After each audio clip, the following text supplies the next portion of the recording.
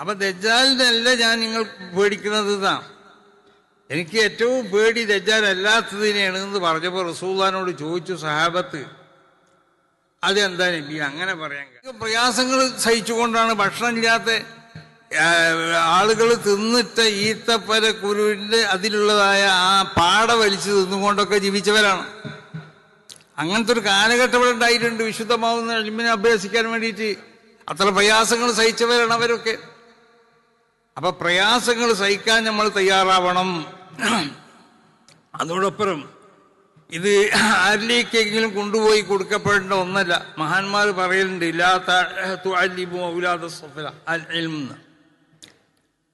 അപ്പൊ അത് സ്വഭാവ ഗുണങ്ങൾ നോക്കി വിശുദ്ധമാവുന്ന ഇൽമിനെ സ്വീകരിക്കപ്പെടാൻ പറ്റുന്നതായ ഹൃദയം, അതിനുള്ളതായ സ്വഭാവ ഗുണങ്ങൾ ഉണ്ടോ എന്ന് പരിശോധിച്ച് അങ്ങനത്തെവരെയാണ് നമ്മൾ എന്താക്കേണ്ടത്, ഈ രംഗത്ത് കൊണ്ടുവരേണ്ടത്. മറ്റുള്ളവർക്ക് അറിവ് പറഞ്ഞു കൊടുക്കണ്ടെന്നല്ല പറയുന്നത്. ആര്യമായി കൊണ്ട് വരേണ്ടവർ ആരാണ്? ഈ നിലക്കുള്ള സ്വഭാവ ഗുണം. അല്ലാഞ്ഞാൽ ഇൽമിനെ അവൻ ദുരുപയോഗപ്പെടുത്തും, യാതൊരു സംശയവുമില്ല. അതാണെന്ന് കണ്ടുകൊണ്ടിരിക്കുന്നത്, ഇൽമിനെ ദുരുപയോഗപ്പെടുത്താം. അപ്പൊ ഇൽമിനെ നമ്മൾ അല്ലാഹുവിന്റെ വജീന് വേണ്ടി പഠിക്കുക. വേറെ താല്പര്യങ്ങൾ അവയുന്നതിന്റെ പിന്നിൽ നമ്മൾക്ക് ഉണ്ടാവേണ്ടത് ആ നിലക്ക് ഇൽമിനെ പഠിച്ചുകൊണ്ടിട്ട് ആ ഇൽമിനെ ജനങ്ങൾക്ക് എത്തിച്ചു കൊടുക്കാനും വേണ്ടി നമ്മൾ ശ്രമിക്കണം. നബി സല്ലല്ലാഹു അലൈഹി വസല്ലം തങ്ങൾ പറഞ്ഞു, ദജ്ജാൽ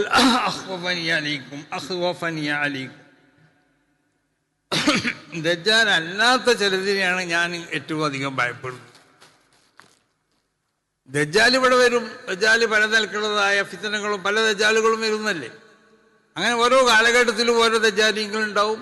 അവസാനം വേറൊരു രൂപത്തിലുള്ള ദജ്ജാൽ വരും, അതൊക്കെ വരും. അപ്പൊ ദജ്ജാലിനല്ല ഞാൻ നിങ്ങൾ പേടിക്കുന്നത് ഇതാ.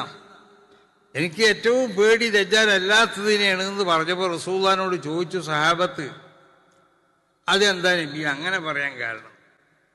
ദജ്ജാലിനല്ല പേടിക്കുന്നത്, ദജ്ജാൽ അല്ലാത്തതിനെയാണ്. അപ്പൊ റസൂലുള്ളാഹി പറഞ്ഞ മറുപടി എന്താണെന്നറിയോ? റുബ്ബ മുതസത്തിരിൻ ബിസ്സലാഹ്,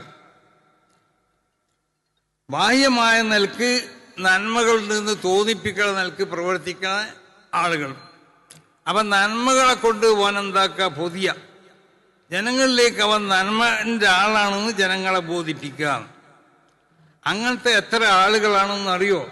അവര് ഈ ഉമ്മത്തിലേക്ക് ഏറ്റവും അധികം നാശം ഉണ്ടാക്കുന്നവനാണ് മിൻ മുജാഹിരിൻ ബിൽ ഫിസ്ഖ്, തമ്മാടിത്തരം കൊണ്ട് പരസ്യമായി ചെയ്യുന്നവനേക്കാൾ. തമ്മാടിത്തരം പരസ്യമായി ചെയ്തവനാണെങ്കിൽ അവന്റെ പിന്നിൽ ആരും കൂടൂല.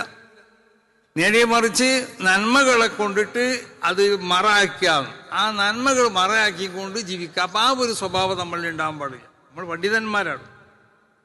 നമ്മളെ ഉള്ളും പുറവും ഒക്കെ നന്മകൾ തന്നെ ആവണം. ആ നന്മകളെ പുറത്ത് കാണിച്ചുകൊണ്ട് ഉള്ളിൽ മറ്റൊരു സ്വഭാവം വെച്ചുകൊണ്ടുള്ള പ്രവർത്തനം നമുക്ക് പാടുള്ളതല്ല പണ്ഡിതന്മാരെ സംബന്ധിച്ചിടത്തോളം. അപ്പൊ അതുകൊണ്ട് ഈ രാജ്യത്തുള്ള ഈ ഉമ്മത്തിന്റെ ഇടയിലുള്ള ഈ ഐക്യവും ഈ സ്നേഹവും സന്തോഷമൊക്കെ അത് കാത്തു സൂക്ഷിച്ചുകൊണ്ടാവണം നിങ്ങളെ പ്രവർത്തനങ്ങളൊക്കെ.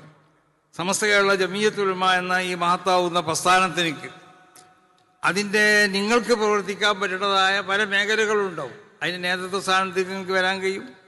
അതിൻ്റെ മറ്റുള്ള ഉപസംഘടനകളിൽ നിങ്ങൾക്ക് പ്രവർത്തിക്കാൻ കഴിയും. അങ്ങനെ അതിനോട് ബന്ധപ്പെട്ട നിങ്ങൾക്ക് പ്രവർത്തിക്കാൻ പറ്റുന്ന മേഖലകളിലൊക്കെ നിങ്ങൾ പ്രവർത്തിച്ചു കൊണ്ടിട്ട് സമസ്ത കേരള ജമിയത്തുൽ ഉലമയെ ശക്തിപ്പെടുത്താൻ വേണ്ടി നിങ്ങൾ ശ്രമിക്കണം.